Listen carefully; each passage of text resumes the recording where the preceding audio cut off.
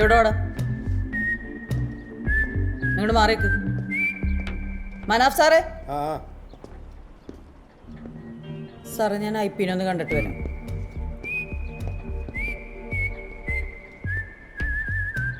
നിന്റെ പേരെന്താ? സുകുമാരൻ. വീട്ടിലാരൊക്കെ ഉണ്ട്? ഭാര്യ. ഭാര്യയുണ്ട്. മക്കളില്ലേ? 2 പേരുണ്ട്. മക്കളാ? പെൺകുട്ടികളാ. 2നെയും കെട്ടിച്ചയച്ചു.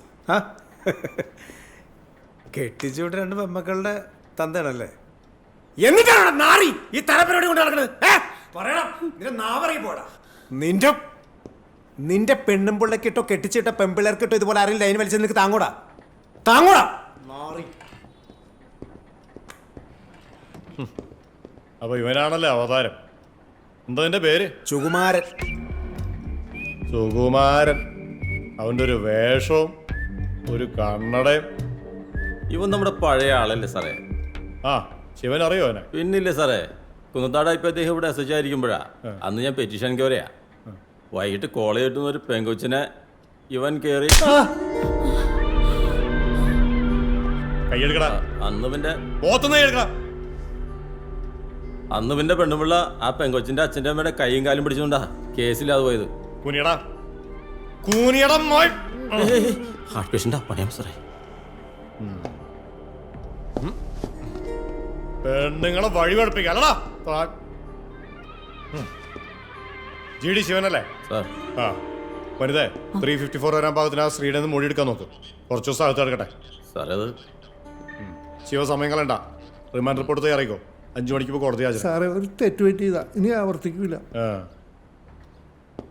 മനാഫ് സാറേ, സാറേ അത് കേസ് ഒന്നും വേണ്ടോ. ആ സ്ത്രീ തരുന്ന പരാതി എഴുതി പിടിക്കുക. എന്നിട്ട് അയാളുടെ ആരെങ്കിലും വന്നിട്ട് വിട്ടാൽ മതി. സാറേ കേസ് ഒന്നാക്കണ്ടെന്ന് പറയാൻ എനിക്ക് സമയത്തിന് പോകണം. ഇതിനൊരു തീരുമാനമാക്ക്.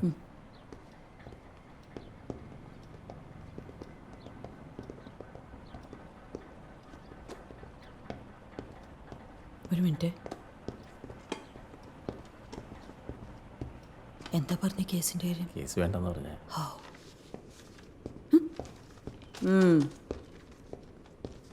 ചേട്ടൻ വന്ന് കേട്ടിടത്തോളം പ്രശ്നം ചേട്ടനാട്ടോ. ഞാനോ? അവള് പറയുന്നത് നുണയാണ് സാറേ. സാറിനറിയില്ല, ഞാൻ അവളെ വിവാഹം കഴിച്ചതിന് ശേഷം ഇന്നേ വരെയൊരു കഷ്ടപ്പാട് ഞാൻ അറിയിച്ചിട്ടില്ല. പുതിയ ഡ്രസ്സിനോ തിന്നാനോ കുടിക്കാനോ ഒന്നിനൊരു കുറവും വരുത്തിയിട്ടില്ല. ഇതേ തന്നെ പോലുള്ള എല്ലാ ഭർത്താക്കന്മാരും സ്ഥിരം പല്ലവിയാ. ഇതുകൊണ്ടാണ് ഇപ്പോഴത്തെ പെൺകുട്ടികൾ ജോലി കിട്ടിയിട്ട് കല്യാണം മതി എന്ന് പറയണേ. ഈ പിച്ചക്കണക്ക് കേൾക്കണ്ടല്ലോ. വാ. സോറി ചേച്ചി, ഇരുന്ന് മടുത്തോ? ഇരിക്ക്. ചേട്ടാ, ഈ മക്കളൊക്കെ വലുതായി കല്യാണമൊക്കെ കഴിയുമ്പോഴേ നമുക്കൊന്ന് പ്രായമായി എന്നുള്ള ബോധമൊക്കെ വേണം. ചില കേസിൽ നമ്മളൊന്ന് ഒതുങ്ങണം. ചേച്ചിയുടെ യൂട്രസ് റിമൂവ് ചെയ്തതല്ലേ? ആ അവസ്ഥയിൽ ഒരു 10% സ്ത്രീകൾക്ക് സെക്സിനോട് വിരക്തി ഉണ്ടാവും. അത് ഈ ശാരീരിക ബുദ്ധിമുട്ട് കൊണ്ടും വേദന കൊണ്ടൊക്കെയാണ്. 27 വർഷം ഒരുമിച്ച് ജീവിച്ചു എന്ന് പറഞ്ഞിട്ട് എന്താ കാര്യം? ഇത്രയും കാലം എല്ലാ സുഖത്തിലും സഹകരിച്ച പങ്കാളിയുടെ ഇപ്പോഴത്തെ അവശതയും ബുദ്ധിമുട്ടും മനസ്സിലാക്കാൻ കഴിഞ്ഞില്ലെങ്കിൽ ചേട്ടൻ നല്ലൊരു ഭർത്താവല്ല. ഈ അവശതയും ബുദ്ധിമുട്ടും ഇവക്ക് എന്നോടുള്ളൂ, അയാളോടില്ല. മിണ്ടരുത്, എന്റെ സ്വഭാവം താൻ അറിയും. 10-27 വർഷം കൂടെ കിടന്നവളോട് നീ ഒരു പെണ്ണല്ല എന്ന് പറഞ്ഞാൽ ഏതൊരു സ്ത്രീ കാണിക്കുന്ന വാശിയെ ചേച്ചി നിങ്ങളോട് കാണിച്ചിട്ടുള്ളൂ. ഇന്നും ഇപ്പോഴും പ്രസവിച്ച 2 മക്കളുടെ തന്ത മാത്രമേ ഇവരെ മനസ്സിലുള്ളൂ. തന്നെ തൃപ്തിപ്പെടുത്താൻ പറ്റാത്ത ഈ ചേച്ചി ഇനി ആരുടെ കൂടെ പോയി കിടക്കാനാ?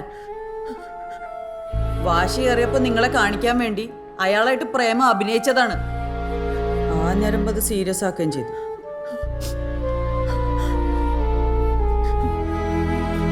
നേരാണോ?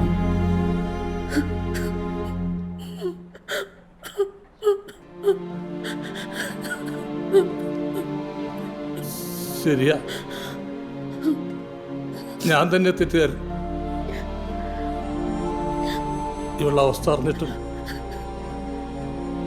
ഞാനത് മനസ്സിലാക്കാൻ കൂട്ടാക്കിയില്ല. പൊറുക്കണം. എല്ലാം എൻ്റെ തെറ്റാ. ഞാനാ തെറ്റുകാരൻ. എനിക്കിപ്പോ മനസ്സിലാവുന്നുണ്ട്.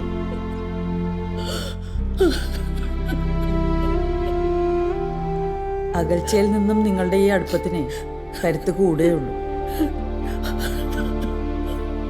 വാ ചേച്ചി, വാ നമുക്ക് സാറിനെ കാണാം. ആ അത് കുഴപ്പമില്ല, ഞാൻ സംസാരിച്ചോളാം. വനിതേ, എന്നാൽ ശരി പ്രാശ, ഞാൻ വിളിച്ചോളാം. ഓക്കെ. ആ ലീവിൻ്റെ കാര്യം നടക്കില്ല കേട്ടോ. അയ്യോ അങ്ങനെ പറയല്ലേ സാറേ, എനിക്ക് നാളെ ലീവ് കിട്ടിയേ പറ്റുള്ളൂ. ഞാൻ എന്ത് ചെയ്യാനാണ് വനിതേ? നാളെ പള്ളി ഡ്യൂട്ടിക്ക് 5 പേരാണ് ചോദിച്ചത്. അതൊന്നും എനിക്ക് അറിയണ്ട, എനിക്ക് ലീവ് കിട്ടിയേ പറ്റുള്ളൂ സാറേ. ഞാൻ ആ കല്യാണത്തിന് പോയില്ലെങ്കിൽ കുടുംബ പ്രശ്നമാവും. കഴിഞ്ഞ ഞായറാഴ്ച 5 പേരെ ചോദിച്ചിട്ട് 4 പേരെ കൊടുത്തേനാ സാറ് സാട്ടയും കഴിഞ്ഞ് ഡെൽറ്റ ഓഫീസിൽ പോയിട്ട് അറ്റൻഷനിൽ നിന്നത്. അതൊന്നും എനിക്ക് അറിയാൻ പാടില്ല സാറേ, എനിക്ക് ലീവ് വേണം. വേറെ ആളില്ല വനിതേ. നാളെ പാറാവിലേക്ക് 2 പേരെ എങ്ങനെ ഒപ്പിക്കുന്നത് ഞാൻ ആലോചിച്ചുകൊണ്ടിരിക്കണത്. അതിൻ്റെ ഇടയ്ക്ക് GDക്ക് വേണം 2 പേര്, NPക്ക് വേണം 2 പേര്, മൊത്തം 6 ആളായോ? ഇന്നത്തെ നൈറ്റുകാർ 6 പേർ റെസ്റ്റും പോവും. ബാക്കിയുള്ളവരെ ഞാനിവിടെ നിർത്തുണ്ടാക്കാനാ. ജോജോ, ആ സാറേ. നാളെ ഡെൽറ്റ ഓഫീസിൽ നിന്ന് സിജോനോട് പാറവ് കയറാൻ വരാൻ പറ. ആ പറയാം. ഇപ്പം തന്നെ വിളിച്ചേക്ക്. ആ സാറേ. ഞാൻ അവനെന്തെങ്കിലും ഒഴിവ് പറയുകയാണെങ്കിൽ ഞാൻ വിളിച്ചോളാം. ശരി സാർ. എന്നാ IPA കാണാം. സാറ് പറഞ്ഞു ഓക്കെ.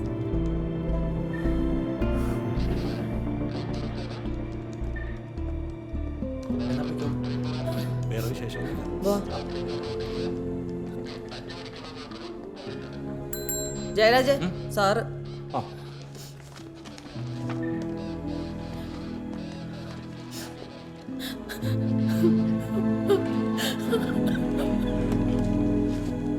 ആ റെജിയോടൊന്ന് വരാൻ പറയും. ഓ സർ. മോൻ വിചാരിച്ച പോലെ എല്ലാ കാര്യങ്ങളും അച്ഛനെല്ലാം മനസ്സിലായിട്ടുണ്ട് കേട്ടോ. എല്ലാം അച്ഛൻ്റെ തെറ്റാ മക്കളെ. അമ്മ പാവോ, അച്ഛനത് മനസ്സിലാക്കാനുള്ള കഴിവില്ലാതെ പോയി. കണ്ടില്ലേ, ഇപ്പൊ രണ്ടാളും വലിയ ഇഷ്ടത്തില്ല. പ്രതിസന്ധികൾ എല്ലാവരുടെ ജീവിതത്തിലും ഉണ്ടാവും. ഉടനെ ഓടിച്ചെന്ന് ആത്മഹത്യ ചെയ്യുക.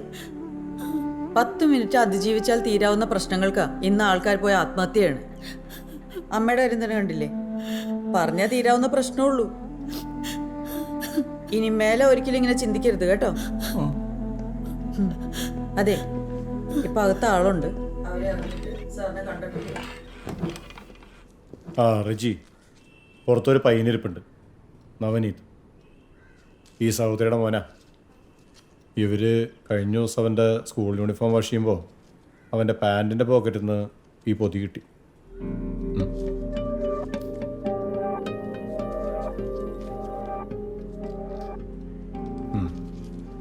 അവനെ വഴക്കൊന്നും പറയണ്ട, സൗഹൃദത്തിൽ കാര്യങ്ങൾ ചോദിച്ച് മനസ്സിലാക്കിയാൽ മതി.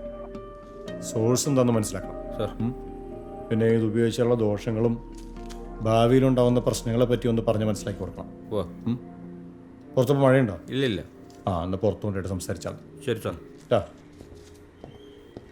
സഹോദരി ഒന്നുകൊണ്ടും പേടിക്കണ്ട, മോൻ ഒരിക്കലും വഴിതെറ്റി പോകത്തില്ല. വെറും സ്കൂൾ വിദ്യാഭ്യാസം മാത്രമുള്ള നിങ്ങൾ മറ്റുള്ള മാതാപിതാക്കൾക്ക് നല്ലൊരു മാതൃകയാണ്. പേടിക്കണ്ട, ഞങ്ങളിതിൻ്റെ സോഴ്സ് കണ്ടെത്തിക്കോളാം. ആ സാറിൻ്റെ സംസാരം കഴിഞ്ഞാൽ മോനെയും കൂട്ടി പൊക്കോളും. ശരി.